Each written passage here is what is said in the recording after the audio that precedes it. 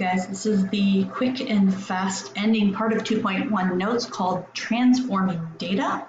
Okay, so we are going to take a look at super simple data. So I just made up the numbers 1, 2, 3, 4, 5, and I'd like you to find the 5-number summary and draw a box plot. So since there is 5 items, right, then I know that this one right here is the median.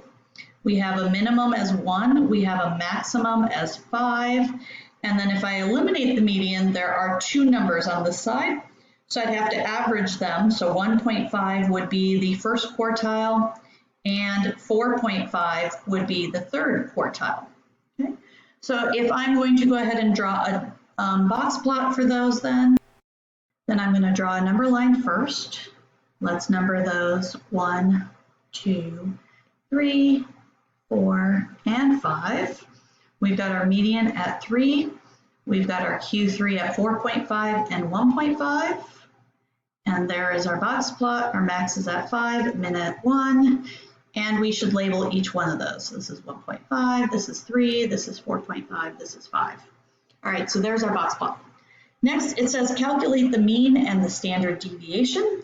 So in order to calculate the mean, I will have to add up all those numbers. Now I do notice that if I give them outside pairs, 5 and 1 make 6, 4 and 2 make 6, and the 3 in the middle, and I'm going to divide that by our total of 5. So I'm getting 15 over 5, which equals 3. Kind of makes sense, right, that the median and the mean would be the same number. All right, so getting to standard deviation, that's going to be a little bit more complicated. We need our big square root sign, and then I'm going to have to do 1 minus 5, the quantity squared, plus 2 minus, oops, not 5, 3. Our mean is a 3. 2 minus 3, the quantity squared, plus 3 minus 3, the quantity squared, plus 4 minus 3 squared, plus 5 minus 3 squared. And that's all over n minus 1, so that would be over 5 minus 1. All right, so 1 minus 3 is negative 2. Negative 2 squared is a 4. 2 minus 3 is 1, negative 1. Negative 1 squared is a 1. Then we get a 0. Hey, look, a positive 1 and another positive 4, all over 4. So if I calculate that, that is 10 over 4. And if I put that into my calculator, I get about a 1.581 as my standard deviation. All right, great. So now we're going to change those data values, those 1, 2, 3, 4, 5. So this time, we're going to say, let's add 10 to each one of those numbers. So if I add 10 to a 1, I get 11, and then a 12, and then a 13, and then a 14, and then a 15. And we're going to repeat the same process with added 10 values. So now if I do a 5-number summary, I'm going to have a number line. Let's say it's over here. 13 would be my median. 11 would be my minimum, 15 would be my maximum. If I take this one out of the picture, then Q3 is 14.5, Q1 is 11.5. So putting those together into a box, we've got these and these. Again, numbering them 11, 12, or sorry, 11.5, 13, 14.5, and 15. Calculate the mean and the standard deviation. Okay, if I calculate the mean of this one, again, I'm going to do them in pairs because it's a little bit easier for me to put together. So I'm getting 26 for the 11 and 15, 26 for the 12 and 14, and then an extra 13 all over 5. That's going to give me 65 over 5, which is 13. That makes sense. Standard deviation is going to be this time we're going to have everything from 13, so we're going to have 11 minus 13 squared plus 12 minus 13 squared plus 13, you get the idea. So I'm going to do a dot, dot, dot, all over 5 minus 1, which is 4. So this time we're going to get 4 plus 1 plus 4 plus, sorry, put that one back, plus 0 plus 1 plus 4 again, all over 4. That still looks like it is 10 over 4, which is about 1.581. Okay, going back for a second, so what do we notice? We notice that the standard deviation was the same even when I added 10 to all the values, but the box plot moved a little bit. It went higher, it looks like by about 10, okay? So I'm gonna go back to the first one again, and I'm also gonna say, let's do some other measurements here that they didn't specifically ask. So in our 5-number summary, other questions they could ask is IQR. So IQR would have been Q3 minus Q1. So that would have been 4.5 minus 1.5. That's an IQR of 3. If we did range, range would have been high minus low, so that would have been 5 minus 1. That's a 4. All right, let's go down and do that to the second one that's been modified by adding 10 to all the values. So on this one, if I also did that, I would have an IQR of Q3.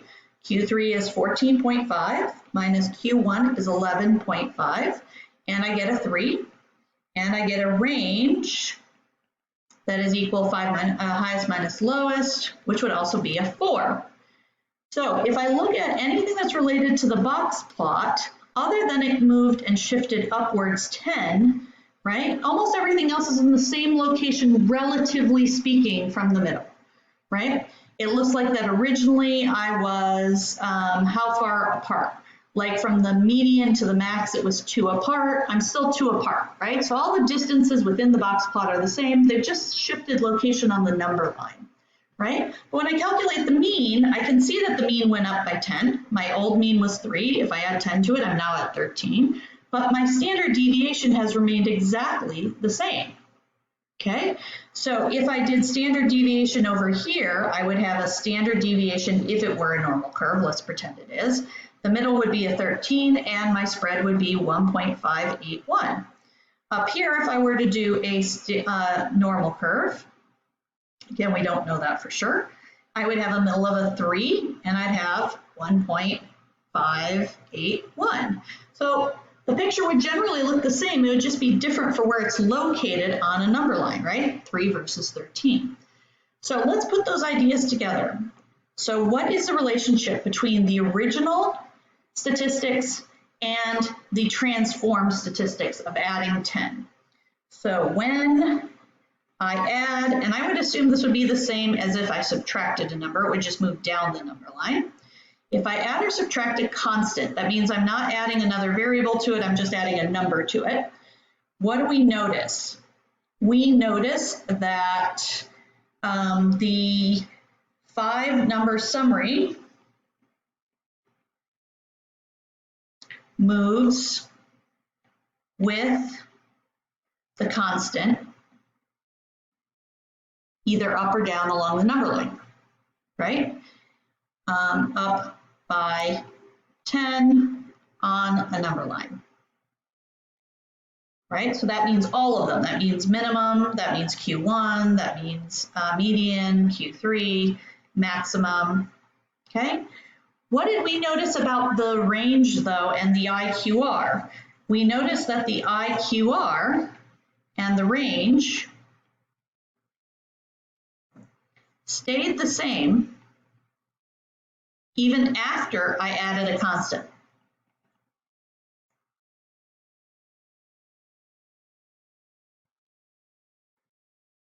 Even after adding a constant. Okay, so it looks like means got moved as well. So I'm going to put means moved as well. Means also moved up 10. And what about standard deviation? Standard deviation stayed the same, right? So I'm noticing a difference here. Stuff that has to do with location moved, right? But stuff that had to do with distances between items stayed the same. So distances between items, that would be like standard deviation, stayed the same.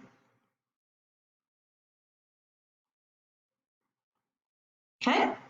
All right, so it looks like with an add or subtract constant, we're basically just taking this exact same graph from up here and just shifting it over this way 10 spaces, and we end up with this one right here in pink, right? The only difference here is that the location on the number line has changed, the distance between all the values is still the same, and with a mean, the mean changed, but the standard deviation didn't. All right, let's go on and try the second grouping. So we're going to go back to the original data 1, 2, 3, 4, 5. And this time we're going to multiply. And again, this would be the same idea as multiplying or dividing. So if I multiply each by 2, I should get 2, 4, 6, 8, and 10. So we're going to go through the same process here with 2, 4, 6, 8, and 10. Let's go do a 5-number summary. So again, this would be my median, my middle. These two, the middle between these would be Q1 is 3, add them together, divide by 2. This would be Q3 is 9, add them together, divide by 2. Max is 10, min is 1. Okay, so if I draw a 5-number summary on this one, I have my median right here, I have Q1 or Q3 right here, Q1 right here, here's my middle box, and then we're going to go down to 2 and up to 10. Okay, number those, we have a 2, a 3, a 6, a 9, and a 10. Okay, while we're over here, let's go ahead and do some of the other ones too. What's IQR while we're here? So IQR would have been 9 minus 3, that's 6.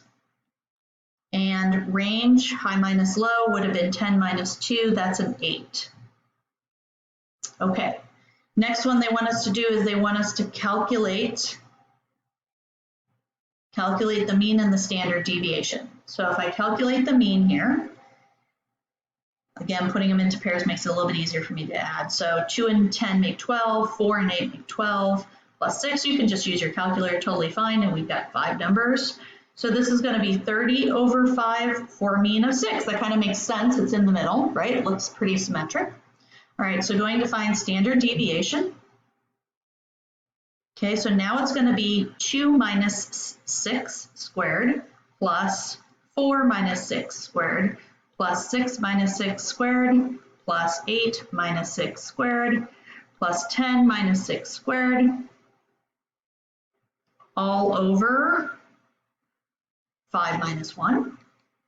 So now I'm going to have 16 plus 4 plus 0 plus 4 plus 16 all over 4.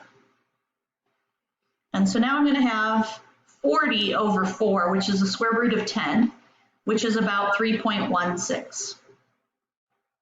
Okay, so again, if I were drawing this one, it was a normal curve, the 6 would be the middle number.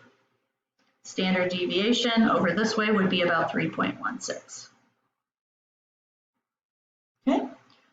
All right, so what's the relationship between the original 5-number summary now and the multiply ones?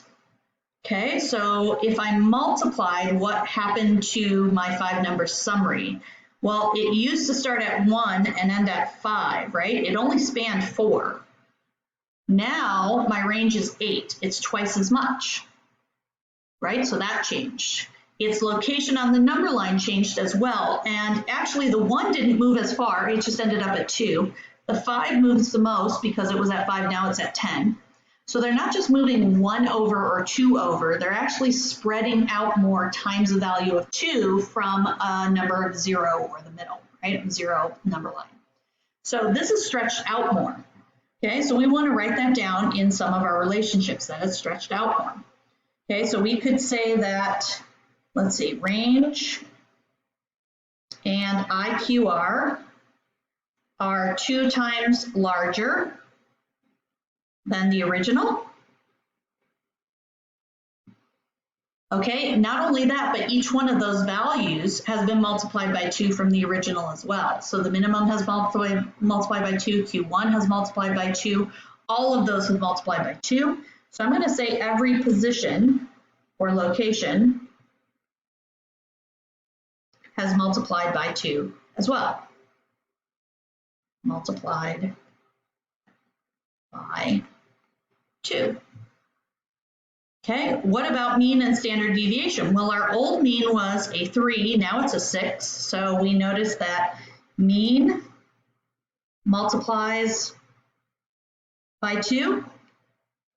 What about standard deviation? When we added, it stayed the same. So now we're looking at a 3.16. It was a 1.58 before.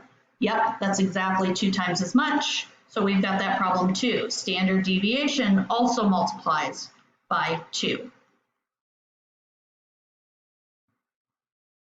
Okay, so was there anything that we saw when we multiplied that didn't really change? Not really, right? When we multiply or divide, everything changes. But when you add, only some things change, some things don't. So to wrap up, what happens when you add or subtract by a constant? It changes measures of center. Let's try that again. Changes measures of center and location. So where something is in relation to the number line, right?